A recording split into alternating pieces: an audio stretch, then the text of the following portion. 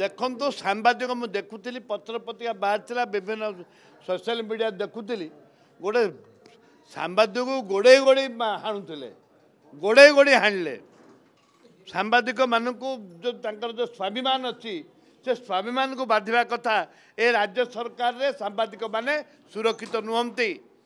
ଯେଉଁମାନେ ହାଣିଛନ୍ତି କାଲି ସନ୍ଧ୍ୟା ସୁଦ୍ଧା ତାଙ୍କୁ ଗିରଫ କରାଯାଇନଥିଲା କିନ୍ତୁ ପୋଲିସ ଜାଣିଛି କେଉଁମାନେ ତାଙ୍କୁ ଗୋଡ଼େଇ ଗୋଡ଼େଇ ହାଣିଛନ୍ତି।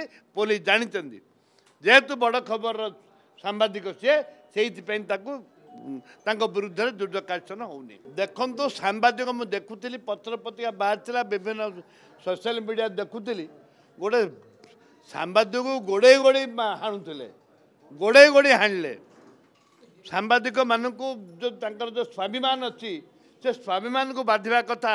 ଏ ରାଜ୍ୟ ସରକାରରେ ସାମ୍ବାଦିକମାନେ ସୁରକ୍ଷିତ ନୁହନ୍ତି। ଯେଉଁମାନେ ହାଣିଛନ୍ତି କାଲି ସନ୍ଧ୍ୟା ସୁଦ୍ଧା ତାଙ୍କୁ ଗିରଫ କରାଯାଇନଥିଲା କିନ୍ତୁ ପୋଲିସ ଜାଣିଛି କେଉଁମାନେ ତାଙ୍କୁ ଗୋଡ଼େଇ ଗୋଡ଼େଇ ହାଣିଛନ୍ତି।